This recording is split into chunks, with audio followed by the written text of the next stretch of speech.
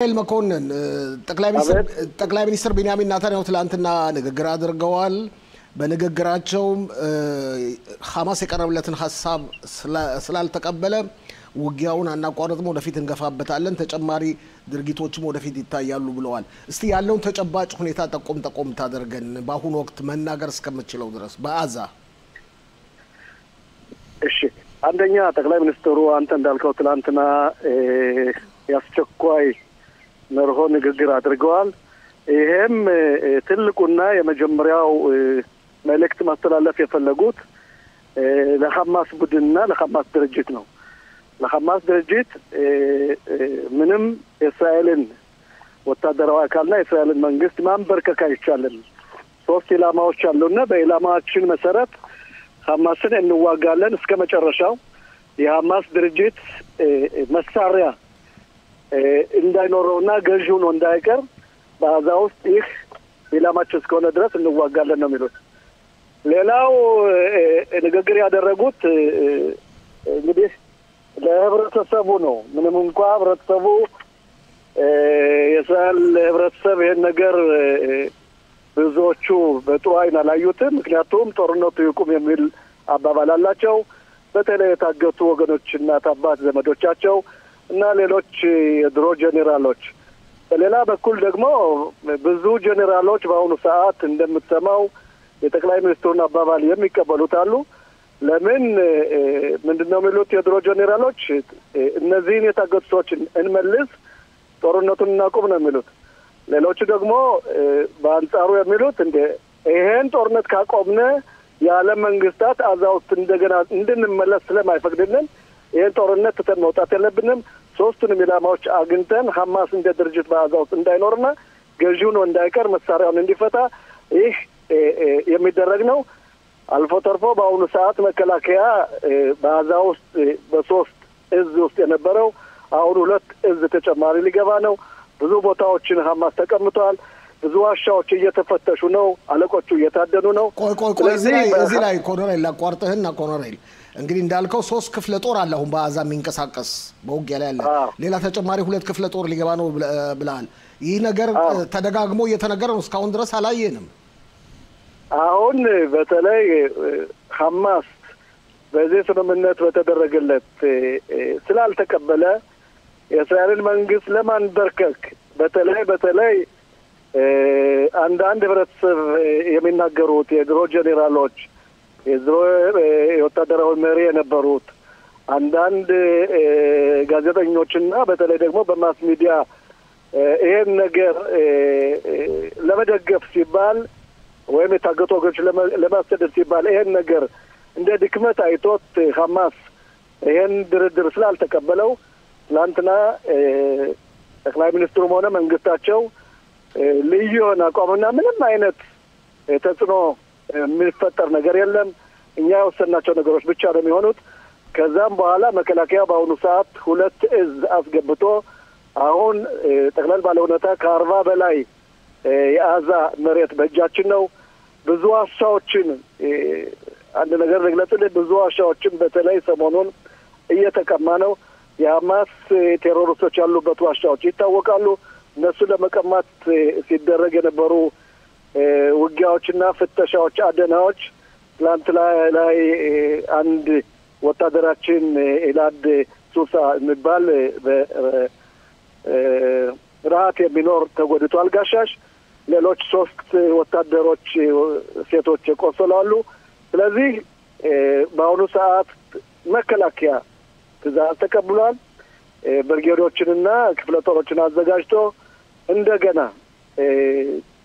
አካሉንና ጥራቱን ብቃቱን ኃይሉን አጠናክሮ ወደ አዛ እንዲገባ ታዟል ማለት ይችላል እንዳንተ አመለካከት እንዳንተ ግምት ትዕዛዝ ተቀብሏል ማለትም 5 ክፍለ ጦሮች በቀቡ መንቀሳቀስ ይጀምራሉ በተወሰኑ ቀናት ውስጥ በሳምንት ባልሞላ ጊዜ ውስጥ ይሄ ነገር ይደረጋል በእኔ አመለካከትና ብዙዎችም እንደሚሉት በተለይ ብርጋዴር ጄኔራል አቪቭ የሚባሉ የአዛ ብርጌድ መሪ የነበሩ ምናልባት ህብረተሰቡ እኛ በተለያዩ ቦታዎች በሊባኖን እንግዲህ የሂዝቦላ ጦር ኃይል ከአዛ ጦር ኃይል ይበልጣል በመሳሪያም በአቅምም በሁሉም እሱን በ6 ወር ውስጥ ድባቅ የመታነ በአዛ ውስጥ እስካሁን ያልገባንበትና ብዙ ያልተጋደልንበት ወገኖቻችን ለመመለስ ይባል ነው። ግን ሐማስ የሚፈልገው የእስራኤል መንግስትና የእስራኤል ሀገር ህዝብ ለማንበርከክና በተለይ የታገቱ ወገኖቻችን እያወጣ ልክ እነዚህ ይመለሱ የሚሉት ቡድን ሰልፍ ላይ የሚናገሩትን ቃላቶች በመድገም እነዚህ የታገኑ ወገኖቻችን ስቃይ ላይ ስላሉ እነሱ ተጽፎ የተሰጣቸውን ማለት ስለነበረባቸው ይሄ ደግሞ ተገቢ ስላልሆነ ለአንድና ለመጨረሻ ጊዜ እንግዲህ ከ701 በላይ ወታደሮቻችን የሞቱበት ከ1200 በላይ በጥቅምት 7 የሞቱበት ኖቫ የነበሩ ሲቪላን ወጣቶቻችን የሞቱበት ስንት ሺህ ቂቡጾች ስንት 10 ከ20 በላይ የሆኑ ቂቡጾች የወደሙበት የታረዱበት የተቃጠሉበት ይህ ጦርነት ኪሳራ እንዳይሆን መከላከያ ቆረጥ ያለ አቅም መውሰድ አለበት። እስካሁን ድረስ ሙሉ አቅም አልተጠቀመም። በአሁኑ ሰዓት ግን ትዕዛዝ ተሰጥቶታል። በዚህ ሳምንት ውስጥ የምናየው ነው ማለት እችላለሁ። አንተ እንግዲህ ወታደራዊ ዜና ተንታኝ ነህ። የወታደሩን እንቅስቃሴ በሚገባ ታውቀዋለህ። የአሁኑ የአምስቱ ክፍለ ጦሮች እንቅስቃሴ ካለፈው ዘመቻ ማለትም ከጥቅምት 7 በኋላ ከነበረው ዘመቻ የሚለይበት መንገድ አለ? በትክክል እንደምታየው ነው። በአሁኑ ሰዓት በዛ ውስጥ የሚደረገው በሙሉ አይወጣም። አይወጣም። አሁን ፊልድ ማርሻል ኢያል ዛሚር የሚመሩት ጦር አዛን በተለያዩ ቦታዎች መሬት መቀማት ጀምሯል። ዋሻዎችንና አለቃዎችን እያደነ ነው። እነዚህ ሁለት ክፍለ ጦሮች ሲጨመሩ አዛን ሙሉ በሙሉ የመያዝና እንዲያውም አልፎ ተርፎ ምናልባት እንደሚባለው ከሆነ ከአሜሪካ ወታደር አካል ጋር በመሆን ለአዛ ህዝብ ምግብ የሚያከፋፍሉበት ጊዜም ሊፈጠር ይችላል። ስለዚህ ይህን ለማድረግ ተጽዕኖ ለማድረግ በአዛ ላይ ህዝብ እንዳይሰቃይ በአንድ በኩል፣ በሌላ በኩል ግን የሐማስ ቡድን የሚቀበለውን ሂውማኒታሪያን ኤድ የሰብአዊ እርዳታ እንዳይሸጥና ገንዘብ እንዳማያገኝ፣ ሌላው ሐማስ በአሁኑ ሰዓት ገንዘብ ስለሌለው የሚመለምላቸውን ደሞዝ መክፈል ስለማይችል ያንን ለማቋረጥ ሲባል በየትኛውም መስፈርት እስራኤል ጦር መቆም የለባትም። ምክንያቱም ይህን ጦር ትተን ከወጣንና ሌሎች እንደሚሉት ወይም የድሮ ኤታማዦር ሹሞች፣ የድሮ ጄኔራሎች፣ የድሮ ሻባክቶች እንደሚሉት ትተን እንውጣና መልሰን እንገባለን ማለት ተስፋን ሰዳም ወርጧን ጨበጠች ስለሆነ ብዙ መስዋዕት የተከፈለበትን ጦርነት ለአንድና ለመጨረሻ ጊዜ በሐማስ ላይ ያለን ትልቅ ጥቃት ወስደን የታገቱ ወገኖቻችን ማስመለስ፣ የሞቱትንም እንዳለ እንደሚባለው ከሆነ 24 በላይ ያልሞቱ አሉ ከ59 ውስጥ ሬሳችንን ማስመለስ ብቻ ነው። እዚህ ላይ ኮሎኔል መኮንን እንግዲህ እስራኤል ሙሉ ኃይሏን እስካሁን ድረስ አትጠቀም የቆየችበት አንደኛውና ትልቁ ምክንያት ታጋቾችን ላለመጉዳት ነው። አሁንስ ችግር ሊፈጠር አይችልም? እንግዲህ ይኸውልህ ከቀን ቀን እየበዛ አንደኛ የታጋች ወገኖቻችን ማስመለስ አልቻልንም። እስራኤል በብዙ መስፈርት ወገኖቿን ማስመለስ ያላደረገችው ነገር የለም። አደራዳሪዎችም ሙሉ አቅማቸውን አልተጠቀሙ ማለት ይችላል። ለምሳሌ ካታር የአደራዳሪ ቡድኖቿ የሐማስ ቡድናት አገርን ለቃችሁ ውጡ የሚል አባባል የላትም። ሐማስ ካታር የሐማስ ባጀት ሰጪ ናት። ገንዘብ የምትረዳው እሷ ናት። ሐማስን ስትመግብ ቆይታ በሐማስ የሐማስ መሪዎች እንደ ሃኒያና ሌሎች ትልልቅ መሪዎች በእሱ ሀገር ውስጥ እያሉ በእነሱ ላይ እርምጃ ብትወስድ ኑሮ ምናልባት ሐማስ እንደ ድርጅት የአደራዳሪ ክፍሎችን አይቶ መርሆ አይቶ እነሆ እስራኤል የሰጠችውን የድርድር መርሆ መቀበል ነበረበት።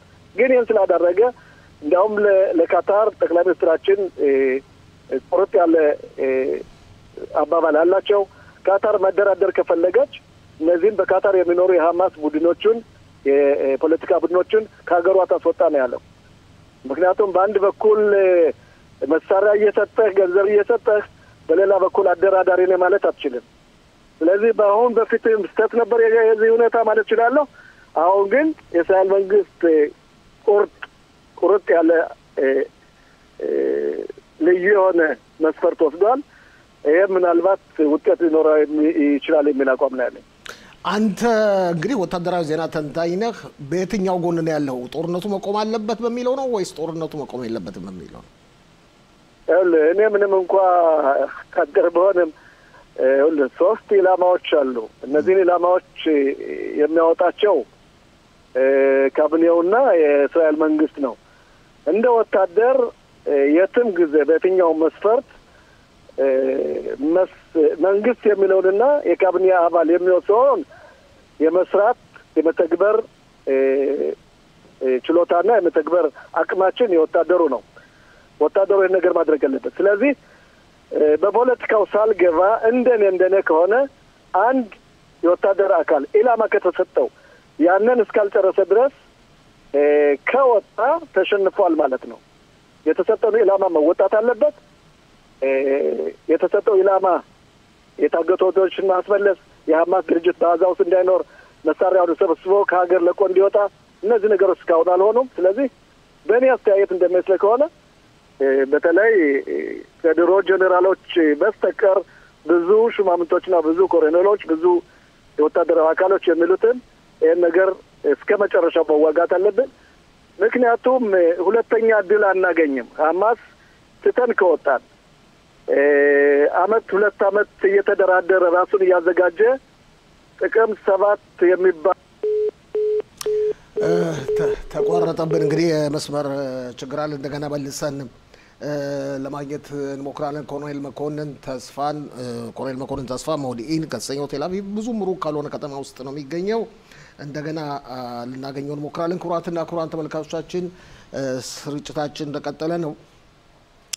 እንደገና ለመመለስ ጥረት እያደረገ ነው። ከተወሰኑ ደቂቃዎች በኋላ እናገኘዋለን።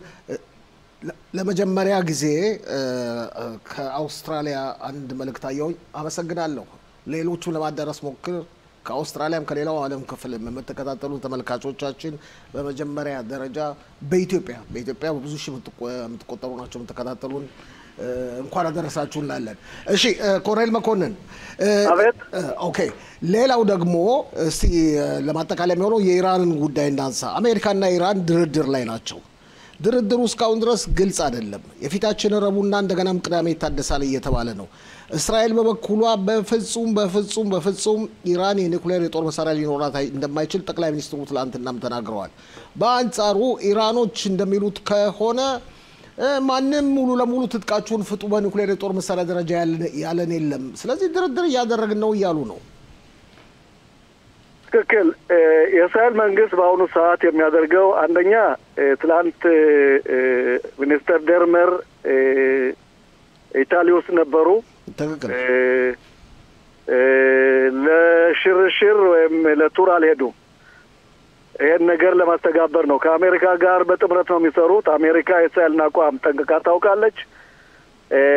እንዲያውም እንደሚባለው ከሆነ አሜሪካ ትራምፕ እስራኤል የወሰነችውን ውሳኔ አቁሟል ነው ባለፈው ጊዜ እንዳይሆን ተቃውሟል የሚል ወይም እንዳይሰራ ተናግሯል የሚል አባባሎች አሉ። እንደሚመስለኝ ከሆነ ግን የምልህ ከጦርነት ይልቅ ሰላም ያሻል። ጦርነት ኪሳራ ነው በየትኛው መስፈርት። ምናልባት ኢራን እንደ ሀገር፣ እንደ ህዝብ፣ እንደ ቴሮሪስት ደጓሚ ሁለት ነገሮችን መተው አለባት። አንደኛ የኒውክሌር ፕሮጀክቷን ማቆም አለባት። ሁለተኛ ለዓለም ቴሮሪስቶች የምታደርገውን የገንዘብ ድጎማና የስልጠና ድጎማ ማቆም አለባት። በሁለቱ ነገሮች እስራኤል አትደራደርም። የአሜሪካ መንግስትም እንኳ ተስማምቶ በዚህ ነገር ጋሪኑ ፕሮጀክት የሚቀጥል ከሆነ እስራኤል የአሜሪካን ፍቃድ ሳትጠይቅ እንዳለፈው ጊዜ እንዲያውም ፕላኖች ነበሯት። ኮማንዶች ቬቴራን ውስጥ ማስገባት ፈልጋ ነበር። ይሄ ከ20 ዓመት በላይ የተዘጋጀንበት ስለሆነ የማንንም ፍቃድ አንጠይቅም። ለወደፊቱም እስራኤል ራሷን ግለኛ ሀገር ሆና ይሄን ነገር አንድ ነገር ታደርገዋለች የሚል አቋም ነው ያለኝ። ምክንያቱም ይሄ የልዑልና ጉዳይ ሁኔታ ነው። ኒውክሌሩ ካላቆመ የቴህራን ወይም የአያቶላው ፍላጎት ልክ እንደ ሐማስ እንደ ጂሃድ እንደ ሁቲም እንደ ሐማስ እንደ ሂዝባላ እስራኤልን ለመደምሰስ እስከሆነ ድረስ ቅድመ ዝግጅት ተደርጓል። ቅድመ ዝግጅት የተደረገበትን ልፋት የተደረገበትን ደግሞ በሰላም ካልተቋጨ በመሳሪያ መቋጨት ማለት ይቻላል ማለት ነው። ስለዚህ ቆይተን የምናየው ነው። እስራኤልን ነገር ትተዋለች አትችለውም። ጠቅላይ ሚኒስትሩም ብለዋል በምንም ተአምር ኢራን ኒውክሌር ፕሮጀክት እንዳይኖራት እጥራለሁ፣ ካልሆነም በራሴ አየር እና በራሴ መሳሪያ ወጣዋለሁ የሚል አባባል አላቸው። እዚህ ላይ እንግዲህ የኒውዮርክ ታይምስ ጋዜጣ ያጋለጠው ነበር። እስቲ በአንድ ደቂቃ አጠቃላይ እንድትመልስልኝ ፈልገው አንተም ጠቆም ያደረገው ይመስለኛል።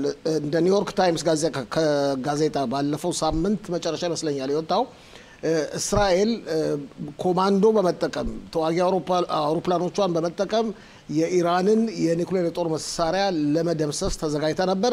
ለጊዜው ዶናልድ ትራምፕ ቆይ እስቲ ድርድሩን መጀመሪያ እንመልከት ብለው አቆሟታል የሚባለው ትክክል። ይሄ ደግሞ እንደምታውቀው ተለምዶ ስላለ እነዚህ ኮማንዶዎች በሱሪያም ውስጥ በሊባኖስ ውስጥም ገብተው በትንሽ ጊዜ አድርገው የወጡትን ታውቃለህ። ጉልበቱ አለ፣ አቅም አለ፣ ልምምዱ አለ። በአሜሪካ በትራምፕ ትዕዛዝ መሰረት ይህ ነገር አልተፈጸመም። ለዛም ነው እስራኤል ከአሜሪካ ጋርም ሆነ ብቻዋንም ሆና ይህን ነገር ኒውክሌር ሁኔታ እስካልተቋጨ ድረስ እጇን የማትሰጥናት። አቅም አላት፣ ጉልበት አላት። ከ20 ዓመት በላይ ተዘጋጅተበታለች። ብዙ ቢንያሚን ኔታንያሁ ብቻ ሳይሆን ከሳቸው በፊት የነበሩ የመንግስት መሪዎችም ይህን ነገር ያውቁታል። በዚህ አጋብ በዚህ በኩል ቀኝ ክንፍም ግራ ክንፍም ይባል የለም እስራኤል ላይ። ሁሉም በዚህ ላይ ኢራን ኒውክሌር ፕሮጀክቷ ማቋረጥ አለበት የሚል ትልልቅ ስምምነት አለ በሁሉም መስፈርት። ስለዚህ ለቢንያሚን ኔታንያሁ ይህ ትልቅ ድጋፍ ስለሆነ ዞሮ እኛን የሚያወድመን ሀገር ባጀት ያለው አቅም ያለው ኡራኒየም